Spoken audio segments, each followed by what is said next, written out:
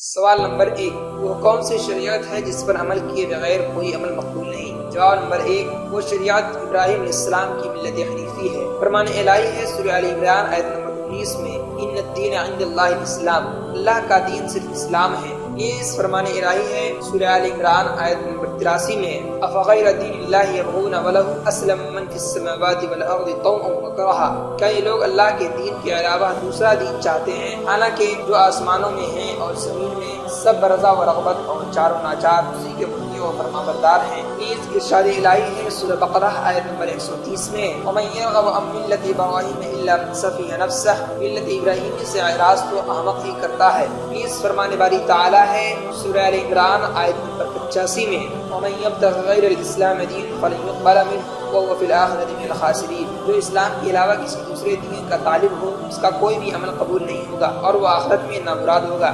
اس فرمان باری تعالی ہے سورۃ الشورى آیت نمبر 21 میں، ام لهم شرکاء شرعوا لهم من الدین ما لم یأذن به اللہ، کیا ان کے کچھ ایسے شریک بھی ہیں جو ان کے لیے ایسی شریعت بناتے ہیں جس کی اجازت اللہ تعالیٰ نہیں دیتا؟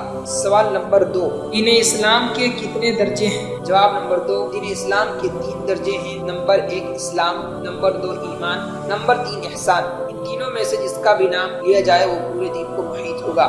سوال نمبر 3، اسلام کا کیا معنی ہے؟ جواب نمبر 3، توحید کے ساتھ اللہ تعالیٰ کے سامنے سرنگو ہونا، اطاعت و فرمانبرداری کے ساتھ اس کے آگے سر تسلیم خم کرنا اور شرک سے نکلنا اسلام کہلاتا ہے۔ اللہ تعالیٰ کا ارشاد ہے سورہ النساء آیت نمبر 125 میں، ومن احسن دینا ممن اسلم وجہہ، اس سے اچھا کون دیندار ہوگا جو اللہ تعالیٰ کے لیے سر تسلیم خم کرے۔ نیز اللہ تعالیٰ کا ارشاد ہے سورہ لقمان آیت نمبر 22 میں، ومن یسلم وجہہ الی اللہ وهو محسن فقد استمسک بالعروۃ الوثقی، جو اللہ تعالیٰ کی طرف اپنے چہرہ کو جھکا دے اور وہ اس میں مخلص ہو تو اس نے مضبوط دستہ مٹھی میں تھام لیا۔ نیز فرمان الہی ہے سورۃ الحج آیت نمبر 34 میں، فإلہکم الہ واحد فلہ اسلموا وبشر المخبتین، تمہارا معبود ایک ہی ہے، اس کے آگے سرخم کرو اور اے میرے نبی آپ اطاعت گزاروں کو خوشخبری سنا دیجیے۔ سوال نمبر 4، جب اسلام بولا جائے تو پورے دین کو محیط ہوتا ہے، اس کی دلیل کیا ہے؟ اس کی دلیل مندرجہ ذیل آیت میں اللہ تعالیٰ کا ارشاد ہے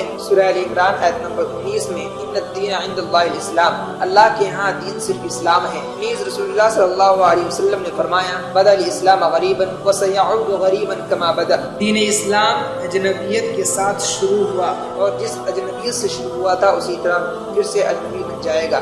نیز نبی کریم صلی اللہ علیہ وسلم کا ارشاد ہے، افضل الاسلام ایمان باللہ، افضل اسلام اللہ پر ایمان ہے۔ سوال نمبر 5، اسلام کی تفصیلی تعریف ارکان خمسہ کے ساتھ کی جاتی ہے، اس کی کیا دلیل ہے؟ جواب نمبر 5، دلیل حدیث جبرائیل ہے جس میں جبرائیل علیہ السلام نے نبی کریم صلی اللہ علیہ وسلم سے دین کے بارے میں دریافت کیا تو آپ صلی اللہ علیہ وسلم نے جواب دیا، الاسلام ان تشہد اللہ الہ الا اللہ وان محمد رسول اللہ وتقیم الصلاۃ وتؤتی الزکاۃ وتصوم رمضان وتحج البیت من استطاع الیہ سبیلا، اسلام یہ ہے کہ آپ اس بات کی شہادت دیں کہ اللہ کے علاوہ کوئی معبود برحق نہیں اور محمد صلی اللہ علیہ وسلم اس کے رسول ہیں، اور آپ نماز قائم کریں اور زکوٰۃ ادا کریں اور رمضان شریف میں روزہ رکھیں اور بیت اللہ کا حج کریں اگر وہاں تک پہنچنے کی استطاعت ہو۔ نبی کریم صلی اللہ علیہ وسلم کا ارشاد ہے، بنی الاسلام علی خمس، اسلام کی بنیاد 5 امور پر رکھی گئی ہے۔